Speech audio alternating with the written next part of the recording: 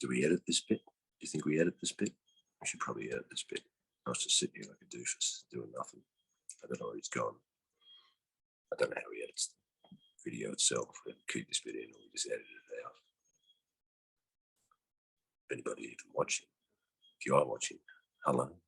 Hope you enjoyed yourself. I'm just sitting here in Ipswich, Suffolk, I guess, England. Yeah, I think he's coming back now. He's coming back. Alrighty. So we can either edit this bit or we can just keep it the little chat I had to the people. Oh no, not another box of dogs! It's another box of dogs!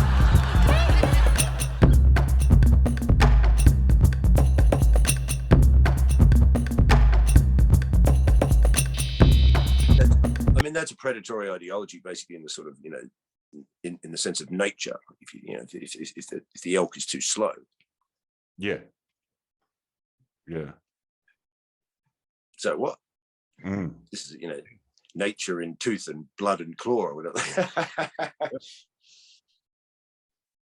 Oh, fuck. I remember when I realized that about that trick, the sarcastic trick. And as soon as I realized it and started calling people on it and just going, like, if someone did something like that, I'd be like, all right, get the fuck out of my house. And they'd go, hey, I was just being sarcastic. And I'd go, yeah, great. Well, I'm not. Get the fuck out of my house. People stop doing it very quickly. You fall for these things, you know, after a while. I think it's you realize there's boundaries that you end up. Yeah. Mm. It's like now I've had some friends who've just really sort of started to just treated me like like a friend wouldn't. Mm. And then just come back. I just fucking okay. You want to be like that? And then send me a text 6 months later without any explanations. Hey, what's going on like this? In the old days, I just would have forgiven because I've got a forgiving soul. But now I've just realized that there's boundaries and things. And you just showed your fucking self. Mm. Like, and not only am I not going to get back to you, you have no idea what kind of good mate you lost. Yeah. Because I'm a fucking good friend. Yeah. I might be intense, too much to handle for some people. I can be fucking hardcore in your face. But if you're my mate, yeah, I'm not caught down with sort of, mate, you could come to my house, fucking, you know, I've got nowhere to live. You could fucking live with me. Yeah. Can't take the piss and stay here 6 months if you're just going to be a lazy cunt, but we'll see what happens. But I'm not going to sit in, you know, if I've got 3 kids and a wife, it could be a different thing, right? A different set. But, you know, really, I'm the mate. Like, okay, well, you know, I didn't expect this to happen, but it's happened, so it's going to happen. Yeah. See, a lot of people say program. They can't, oh, no, I can't accept this. Or, what do I know? I don't know if I can let you stay. All this. I'm talking about, mate. If my mate turned up, I'm fucking, your wife kicked me out, or I got nowhere to fucking come in. Yeah. Like, yeah, right, okay, I wasn't expecting this, but, well, this is what's happened. Right. Yeah. So, yeah. Right, you know, you wanted to just, and the thing is, if you just rang me up and said, hey, I don't know what I was doing, I'd probably forgive you and say, yeah, all right, but you didn't. You just came back in like nothing had happened. I'm like, nah. Yeah. And often when they want. And in the old days, I would have probably just gone, oh, yeah, okay, whatever. But now I'm like, no. Yeah. I didn't go through fucking 6 years of suicidal depression to come out just fucking those same little pussy fucking bits about me. That's the point of the journey. Yeah, like, and I don't hate these people because of, it's not like I sit here now and a fucking fucking piece of shit. No, I don't even hate them. I'm honest. Like, I know if I was pretending not to hate them. Yeah. You know, sometimes I think, you know, a bit of a prick. I don't know what you're doing that for, but I don't. I know I don't fucking hate them or anything. Like, okay, whatever happened, but no, you're not coming back. Yeah. Yeah. It's got to be done. It's the proof. Yeah, I mean, it's you just start to realize that, you know, this See, I've been very open-minded my whole life, and I can let things go. There's a part of my nature which is just naturally forgiving. I think I just feel like it. I can let. You know. Mm. I'm not going to waste my time fucking. You know, what's the fucking point, right? I can. It's like when someone has a near miss on the road and they freak out. I'm always thinking, mate, nothing happened. Yeah. Like, there's a lot of people out here driving around, and we had, and that almost happened. Oh, what do you fucking, mate? We got away with it. Yeah. That was a good one. Like, but it snaps people out of the program. Oh, no, it's not supposed to work like this. Mm. I know, mate, but you know, there's a lot of cars and bikes and people and lights and fucking noise. Yeah. These Some things guy went a bit late. Yeah. You know, Life happens. but you know, we got away with it, mate. So that was a good one. Don't have a stress out. Be grateful as fuck. It could have been fucking shocking. Hey, give me 1 sec. I've just got to run out and grab something. I've been sitting here sucking on this fucking stogie, and I didn't have a lighter. So. Oh, right, yeah.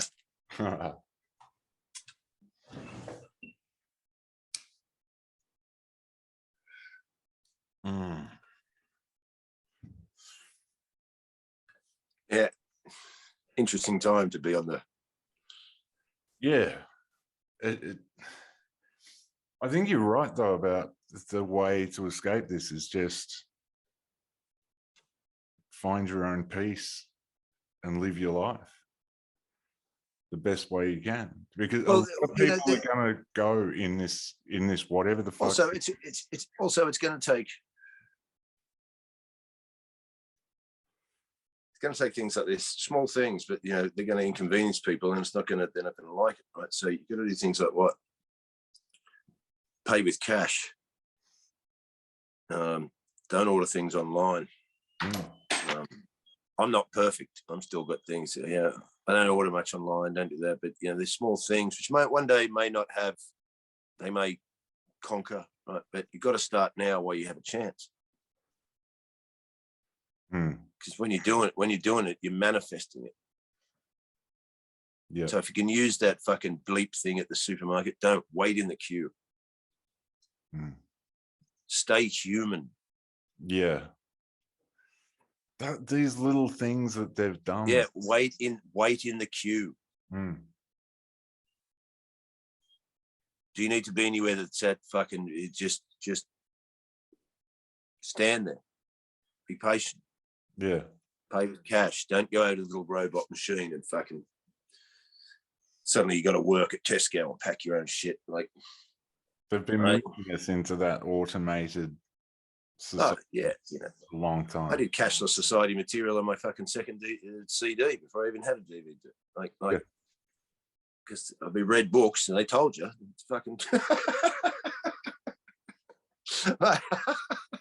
You know, plus they've shown you in films. They showed you RoboCop and fucking Terminator. Yeah. What's the? I can't think of the filmmaker, but what's the other one? The guy that made RoboCop. He was an interplanetary war. There's a Heinlein novel. Highlander. No. Anyway, it doesn't matter. It was when they were going off world to fight the bugs, and yeah. Oh, I know what you mean. I think I know which one you mean. Yeah. The graphic special effects when they kill the bugs. Yeah. And the guy from Highlander is the one that kills the bug at the end. I think it's not a bad film, is it? It's kind of comedy. Yeah. It's comic. Yeah. So good stuff.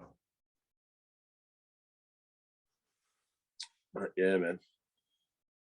It's a fucking funny time to be alive. It is very strange. I broke my bottle slide with that. Yeah. Knocked it off the shelf. Yeah. It's funny. I mean, it's almost like you can look at people in.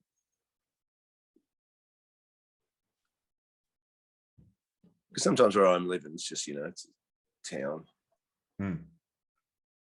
You walk around, and I know these days because people have the internet, you don't know who knows what. Right. But your average person, we use that expression. Well, if they've just got a couple of kids and they work at Tesco, or they've got grandkids now and they've just done that, and watched some sport, and they've had dinner parties, and they've just lived lives like that, then they don't, unless it's instinctive, what do they, how do they know? How do they form thoughts on what's going on? If they've just been watching telly and mum comes around. Because some people live they live lives like that. They don't leave the town they grew up in. I'm not mocking them. I'm just saying that there's people that live lives, they just have dinner, they watch telly, they watch some sport. Yeah.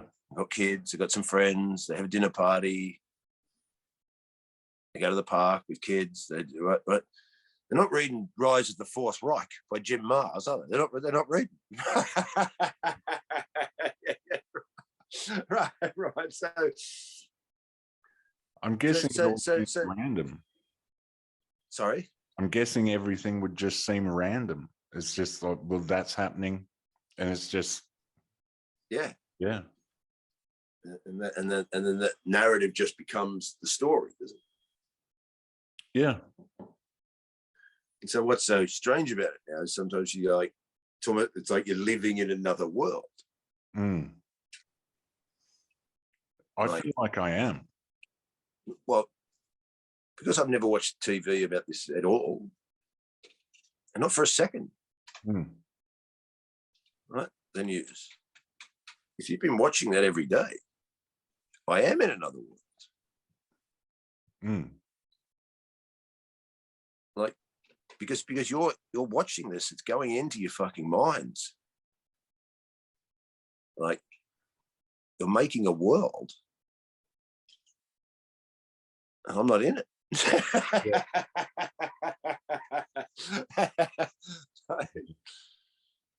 Like, I haven't had a thought once that I'm going to get. I haven't stood away from anyone or thought, is that person too close? Or not at all. Yeah. Not once. Yeah. I haven't been concerned if someone sneezed in a shop or I was on a tube. I lived like none of that was happening, but I knew everything was happening. I'm fucking reading stuff and but none of it is fucking making me change like that. Why? Because it's ludicrous. Yeah. Like, that was one of the most fun things I found. I guess it was a little sadistic on my part, but I'd be out shopping or whatever, and you'd sneeze in the middle of shopping, and just people would just lose their minds. And it's a sneeze. I covered up. It's not a thing. See, that's what I mean. You're in another world. Yeah. Why? Because you people believe this. I don't fucking believe it. I'm not. Yeah. I'm not. What, you don't think there's anything there? I don't know. But I'm not. I'm functioning like. Yeah. There isn't. Why? Well, there's no proof coming to me. There's no. For the absolute insanity of what this thing has erupted into, and what I'm witnessing. Well, it doesn't match up, does it?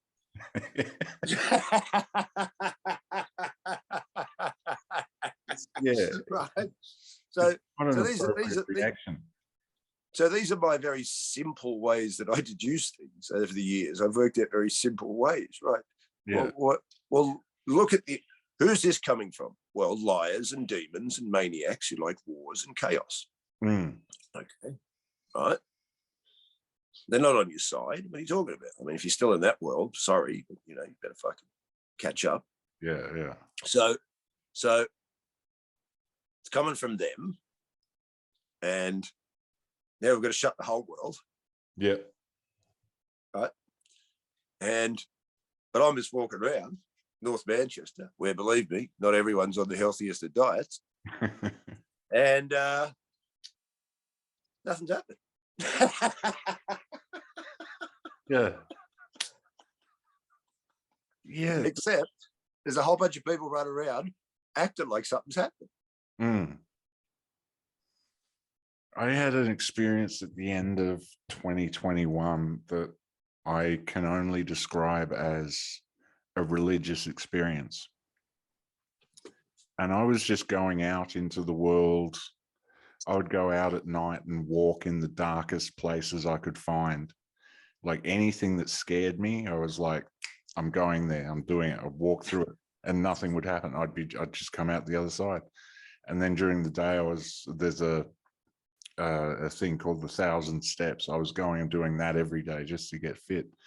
And there were a few other people doing it as well. And it was like there was a small contingent of people that were just like, I'm not buying it. and we were fine. And we were like really healthy. And it was great. It was just like, you know, if you just... Oh, mate, it's just obvious to me. As I said, I wasn't, you know, I'll tell you my story quickly. The first week, they announced it. I don't know what it is, whether it's an accident, it's a bioweapon, it's real. I don't know. But I know there's mischief at hand. Yeah. So I go straight down to the park. There's a big park where I was living in Manchester. I thought I'll start a fire. Right? Collected stones, built a fire. Thought, right, sit in nature straight away. And this black fella, I was sitting there one day and this black guy comes past. You like to light the fire? I was like, yeah. I said, come over. So this black guy come over. He's a bit nutty. Mm-hmm. He spoke about deep things. Right? When we got up to leave, that's right. So we go to shake hands. It's about a week into this thing. Right? So we don't know. And as we go to shake hands, I can feel this fear come up. Like, oh, is this the thing? So we bump elbows. Mm-hmm. Now, as the fear come up, when I walked away, that's when I realized I know what to do. As that fear come up, we go, that's what they want. Yep. Yeah, right. Because it came up like a snake. Right? Yep. I guess that's what they want. But the thing is, that's mine. Not theirs to be used with like a tool. Yep. Right. So I realized that no. If I need to face any fear, I'll face it in myself. And since then, I haven't thought about it.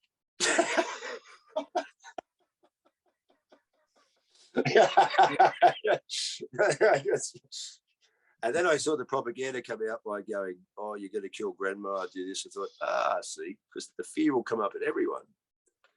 But now they'll twist it to a morality so you don't have to face the fear and you can project it outward in a moral sense by condemning others because they might kill the old people. Yeah. Why? Because you don't want to fucking own that fear. Yeah. Yeah. Right. So that's what happened to me anyway. So it worked for me. That was fucking a week into it. And since then I haven't fucking thought about it. And I got a bit dodgy for about 3 days or something. Me, mate. And then I was fucking. Yeah. Oh, a huge part of it is the cycle. Like as soon as you get sick, as soon as you're thinking, oh my God, all the stories I've heard, I'm gonna get so sick, I might die. You're making it so much worse for yourself. Yeah. It's such a twisted, evil little trick that these fuckers are. I feel like I'm getting back at these cunts by just not giving into that fear and not giving into the bullshit of it. But even when my girlfriend got sick and I started thinking, oh, fuck, am I now going to get sick? I started getting real, I could feel it. Like you said, it comes up and you just got to fucking, nope, not doing that. Not fucking doing it. Yeah. Or even then it comes up, you just sit with it and go, there it is. Hello. Yeah. That's what I've learned. I think what I learned off these people is instead of just going, oh no, what you do is you welcome it. Hello. Yeah, right. Then the fear comes up, and instead of you going, oh, I'll meditate to get over it, I'll do some of this. Now what you do is you simply welcome it. Because it's probably something you've never done. Mm-hmm. And it's valid and it exists. And so now you just welcome it, which sort of freaks it out of you. Oh. Yeah. Never been this nice to me before. Shouldn't you be running? Yeah. It's like my mate, as he says, he's a smart guy. He's Cockney geezer guy. And it's the responsibility, and I've got a shocking temper when it gets me. I'm acting like I've overwritten. I'm this weird dichotomy where some things just don't bug me like they bug normal people.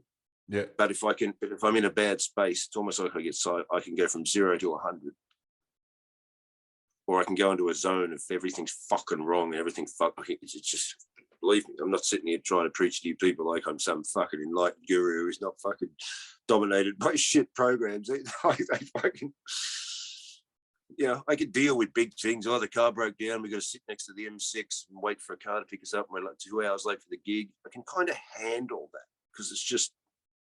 Then sometimes I fucking drop my keys and I fucking kick a door through the fucking wall. I'm like,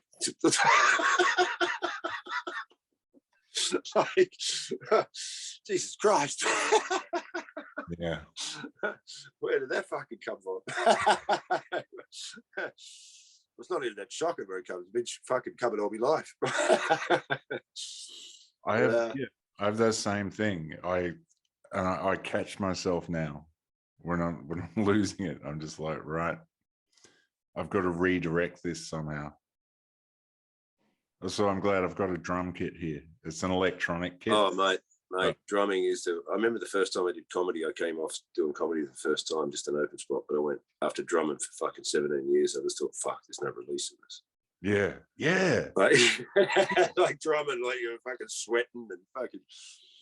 Well, drumming got me through my childhood. I always say that I got a drum kit when I was a kid, and I would spend like hours every day. When my parents had a shop, they'd close the shop at 5:30. I'd be there, and for like 2 or 3 hours, I'd just be sitting there drumming, and it just got me through it.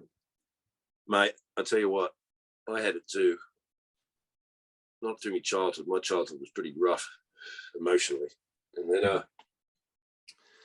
but once I got a drum kit, once I got into metal and had something to do.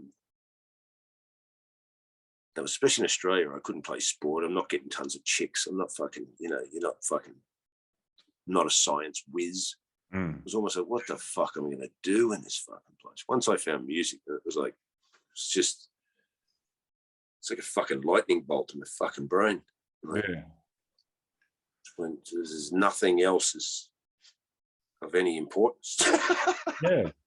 It's obsessive. Oh, mate, I was totally fucking. That's why I've never had a fucking hard time. Like some people, they. I know I've gone weird. I had to plug the fucking thing in, charge it up. I'm on this weird position there, but okay. But it kind of, it kind of worked for me in the sense of it's a part about if you want to do comedy or you want to be in a band or something, it's not just can you play an instrument and do this. You want to do the whole life, right? Do you want to fucking do it? Because I've been in bands with guys for 5 years and then start touring and then I don't want to tour. Yeah. Like So, like as you said, you got obsessed with drumming. I was obsessed. So was it hard to practice? No, I couldn't practice. My whole fantasy was to have a house with every guy in the band in it, so we could just get up and practice from fucking midday to fucking 10 at night. Like, how can you not? Why wouldn't you want to do this all the time? Like, that was my first addiction. I think music. Oh, mate. So I've never had a problem with, it's a healthy addiction. I'm never a drummer that does his drum parts and goes home and doesn't know what the album sounds like till it's getting mixed. No fucking way. Like, no, you're in there. No, I'm fucking there. And mate, if that guitar sound doesn't sound fucking good, then I'm having something to say about it.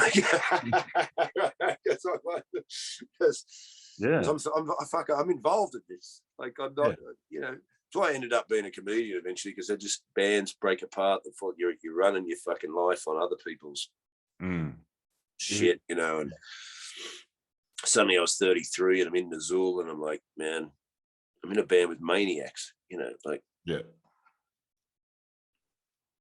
it's not all of them were maniacs, but there was a lot of them were maniacs. And I'm like, and I'm 33. What am I? I'm in a black metal band, extreme fucking blast beating. I can't put my life in the hands of other band members anymore. Yeah. So yeah. Like, not only that, the business side of the music industry stinks. It's fucked up. But I don't know what it is about. There's something about drumming that gave me that's what I was talking to in the previous podcast. It's like what Stuart Copeland says. He goes, you can be the skinniest fucking guy in the world, but if you learn a musical instrument, he goes, that's that masculine bit you need at that age where you just turn into a fucking 8-man, because it doesn't, because you got a fucking instrument. Like, he goes, it's a great thing. Like, it's a great thing. Like, it's fucking, and it was. It's like, it gave me power. I couldn't play sport or do this. I wasn't a big tough guy or anything, but I could hit drums like a fucking beast. Like, it's fucking primal. It's fucking primal. Just, it's fucking grounding and just. I was talking. Love it. And it's hypnotic. That's why it can be like, I was watching this guy who plays in a Borted or something, this drummer. I'd never heard of him, but I was watching him. And unbelievable. Because some blast beat drummers are unbelievable, but I don't find them inspiring because they're emotionless. Right? But this guy was fucking super fast and fucking powerful, and just, I was like fucking impressed. Yeah. And then there was an interview with him, and he was talking, about metal drumming and the limits of it, stuff you have to do. I loved it. He goes, don't think I wouldn't prefer to be playing Jamiroquai every night.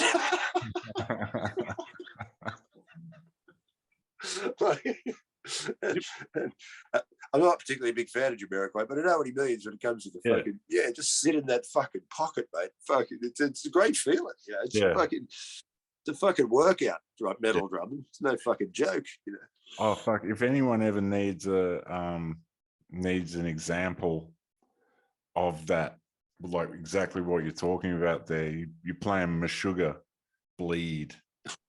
Yeah. Just the kicks, like that fucking guy's a maniac. Just a beast. That's what I love about metal, is that they've always pulled off the impossible. And now you see reaction channels, you see people just opera singers watching singing. Do you know how hard it is to do this? And how did they learn to do this? Because metal just does it. Yeah. That's what I've loved about it. Oh, we want to do this, so we do it. That's what I love about it. It's fucking. How'd you learn to play that fast? Oh, guys wanted to play that fast. I had no choice. So we just kept taking it to the impossible, man. Oh, that's fantastic. I mean, that's like, I fucking, it seems a wanky thing to say, but I was kind of doing blast beats before there was blast beats. Really? Well, on those Slaughter Lord demos, they're early blast beats, right? Because we used to listen to Hell Awaits and 45. Yeah. And Exodus, right? And then, so the only thing the first Slaughter Lord demos to like blast beats. Charlie Bernardi was he did blast beats from Milk from SOD, because he was basically doing a drum roll as a fucking beat, but I don't think that's blast beats. And there was really only sort of Cryptic Slaughter, Slaughter Lord, early Napalm Death. They're your first fucking let's take it to this fucking stupid fucking beat. Yeah. And it became a fucking global fucking drum beat. Yeah. And I started it by listening to Hello Waits and Bonded by Blood on 45. We could go that fast. Fuck yeah, man. And so that's why the metal scene was fun back then, because it was completely embryonic. You know? Well, that's what blew me away about when I did. So as much as you can sound like an old wanker when you go, you don't know what it was like, right? As much as that sounds wanky, and you can, some people get arrogant about it if they were there at a certain time. But because if you're at something where it's embryonic and birthing, and now you're not, you can't know what it was like. Because it's different now. Yeah, right. It has to become different. Yeah. You know, it just does. Everything, that's why it's very difficult to always transfer art to being or having something you want to express into fucking commerce. Because I know through my years of bands and going to hippie festivals and fucking everything, when it's not a revelation, I'm not the fucking one that's revelated this, but you know, when money turns up and more people get into things, what it is doesn't stay the same. Shit gets just doesn't. Just doesn't. You know, going to a Metallica gig is not the same now. Why? Because there's not metalheads there. Yeah. So that's why Maiden to me is still the biggest metal band. Why? Because if you go to Maiden, it's still like going with metalheads. Yeah. Yeah, right. But see Metallica now, like, who am I going with? Well, they do songs with Miley Cyrus. So why do you let Metallica get away with doing songs with Miley Cyrus? Yeah. Now I'm a 55-year-old man, so I'm not some punk still in a squat in the being 18.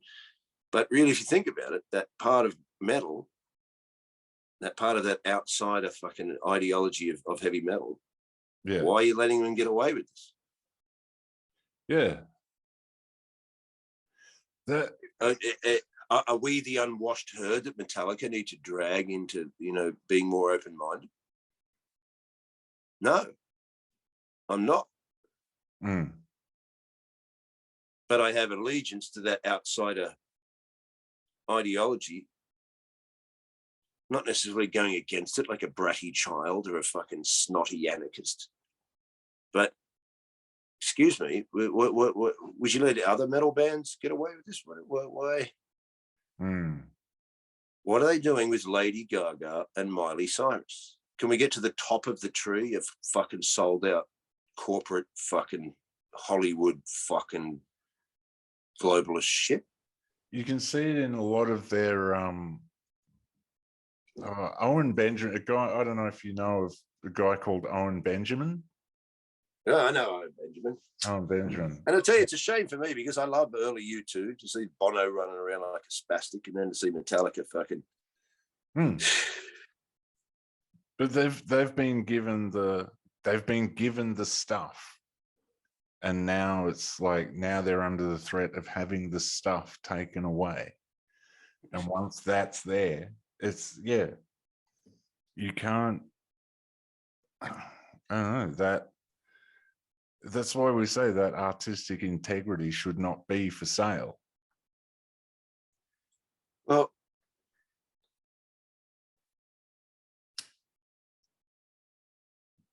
see, my theory, which I've told in a few podcasts about Metallica, is that when they did that Black album,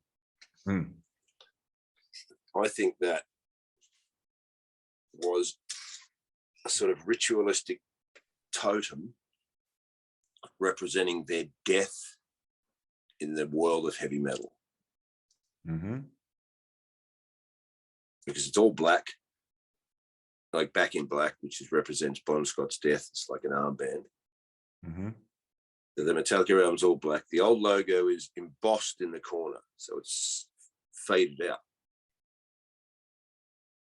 And then there's a snake. Yeah. So then they come up with Load, which has got a new logo that looks more digestible to the mainstream palette. Looks like a skateboard sticker, in my opinion. Like, what's on the cover? Blood and sperm. What's this represent? Rebirth. Right. So they're right. So now all the photos are in makeup, furs. Lenny Kravitz's wardrobe's been borrowed. There's no pictures of Metal. They're sitting at tables, smoking cigars. Anton Corbijn does the photographs, who also did Achtung Baby at the time. The layout's kind of the same, so they're playing in on that. Achtung Baby, one of the biggest albums of the 90s. Mm-hmm. Same time. Yep. All the photos are non-metal.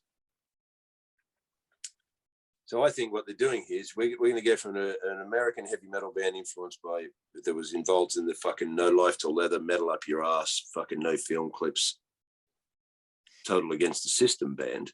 Yeah. Here's our death. This is totemic. Here's our death knell to this scene. Here's our rebirth with the new logo and the blood and the sperm and the fucking Lenny Kravitz wardrobe into the mainstream American rock market we now want, who don't know anything about our metal allegiance. And to make it stronger, we've killed it off totemically. Mm. Yeah. Right? Yeah, I think you're right. Right. So then they bring out Reload. And they make film clips for everything. Why? Because they said they didn't want to do film clips before, but they do. Yeah, but I can understand saying that when you're a young 18 metalhead. Yeah. You say things you don't particularly mean. I can understand that. I'm not an idiot, right? Now, and they made one fantastic film clip. Mm-hmm. Fantastic. Brilliant. Still brilliant to this day. And but then they make all these other clips with massive budgets. Why? Because this new audience they're going to get don't know anything about that old past. So now I understand creatively they've opened themselves up to be able to do what they want, which is valid, I think, as an artist. Yeah. But here's the next thing. Reload turns up. Reload's got the same photographer, same kind of layout, but all the photos are metal. Right, there's guitars in out of focus, in smoke, with sweating necks and neck muscles and microphones and fucking flying V's in smoke. Right? Yeah. Because now we want to what? Now we're going to try and alchemize that old allegiance back. How many of these can we bring along? Yeah. Okay. Hey, right? hey, we haven't forgotten. Hey, we haven't forgotten you entirely. Yeah. Mm. Yeah. Right now, it's a tricky. I can understand artistically how you'd want to be able to do whatever you wanted, and that perhaps your tastes had changed from being a young 18-year-old guy with metal up your ass written on your fucking denim jacket. Right. I understand that. Right. A lot of these guys made records when they were fucking 18 years old. Yeah. Right. You change. Right? Yeah. Right. So but there's that kind of, I don't think it worked. Because I just don't. Like sometimes you wait 7 years for a Metallica album, and I just think all we want is a heavy metal record.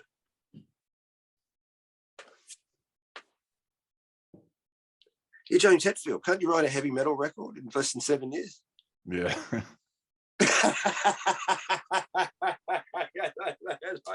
like, I can't even really play guitar. I wrote a record.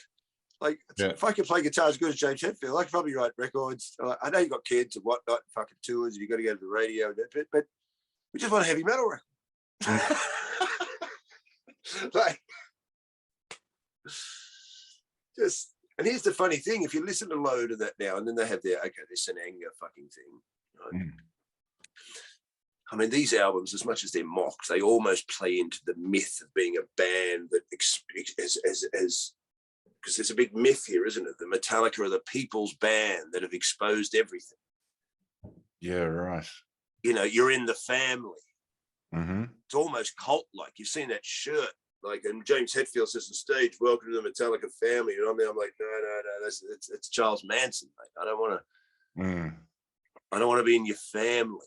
Right? Yeah, right. Like. So you know, you build myths, don't you? So as much as people mock the St. Anger album, it gives Metallica that here's the open wound album. You know, here's the album we had to make in James Hetfield's devastated fucking state, and rah rah rah. So it adds that to the catalogue of the myth. Yeah. You know, whether it's liked or not is irrelevant. It still adds to the myth. Yeah, right. Yeah. You know, like. So it gets eventually it gets seen as a whole. Yeah. Complete. Yeah. And it adds to the myth of Metallica as the people's band. Yeah. You know? Yeah, right.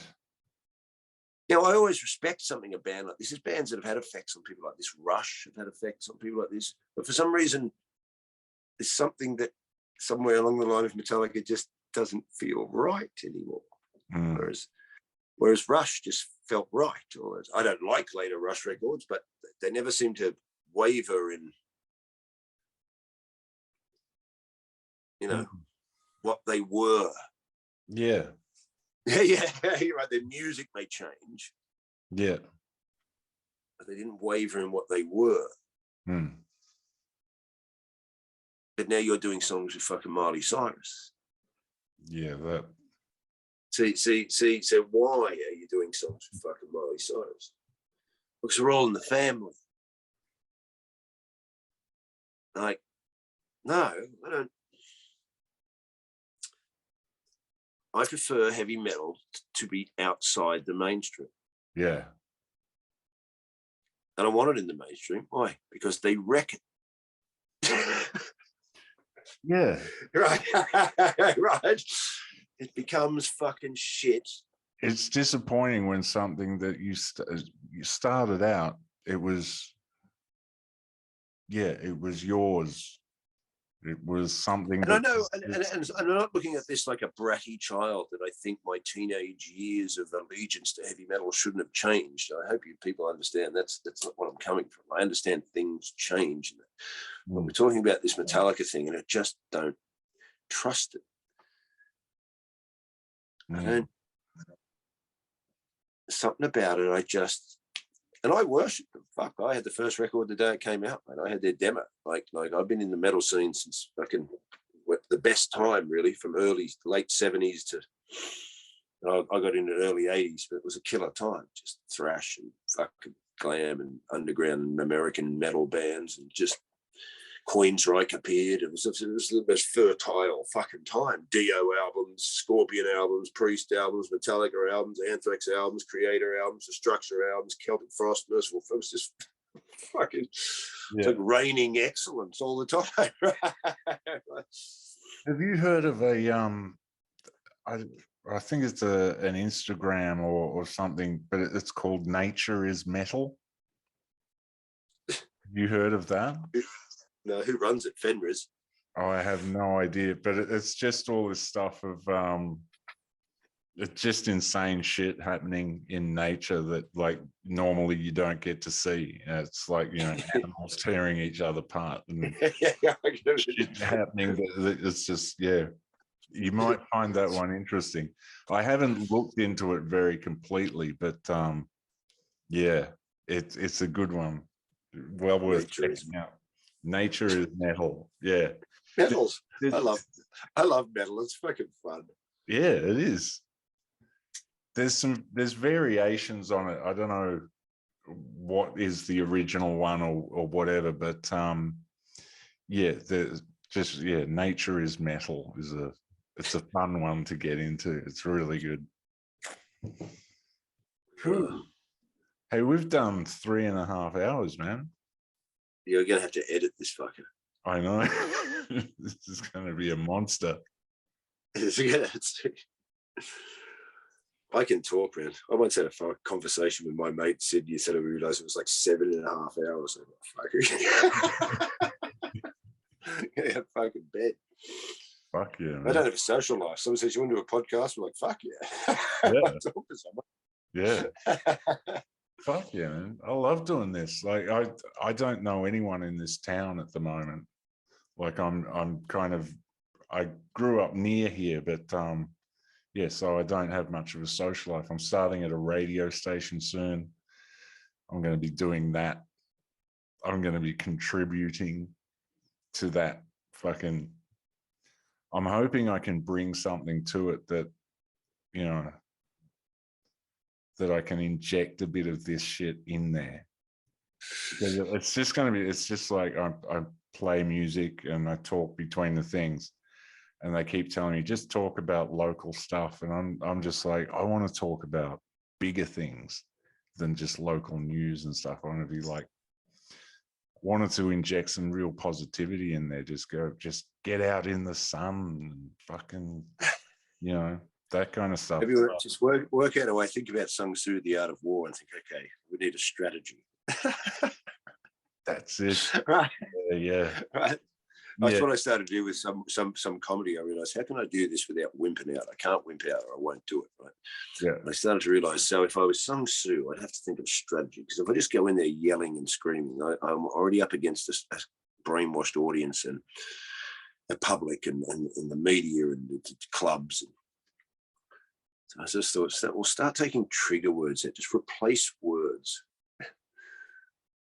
Don't say feminist. Imply everything, but take that out, right? Yeah. Just right, and start to get, because I know that I'm dealing with Pavlovian. Yeah.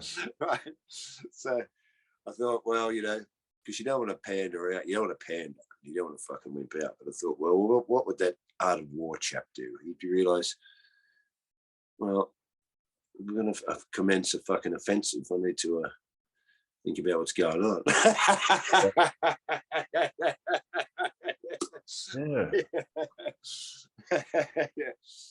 Yeah. So maybe do that. Just start subtle with fucking cool, positive things like, get out the sun. Remember this, do that. Yeah. Fucking so forth. And, you know. The first one I did, I was just like, get out in the sun, take some vitamin D. Like I wasn't saying don't get vaccinated. I was just saying, do everything else. You know, it's just. Oh, and by the way, don't get vaccinated. And anyway, next up we've got Olivia Newton-John. Exactly.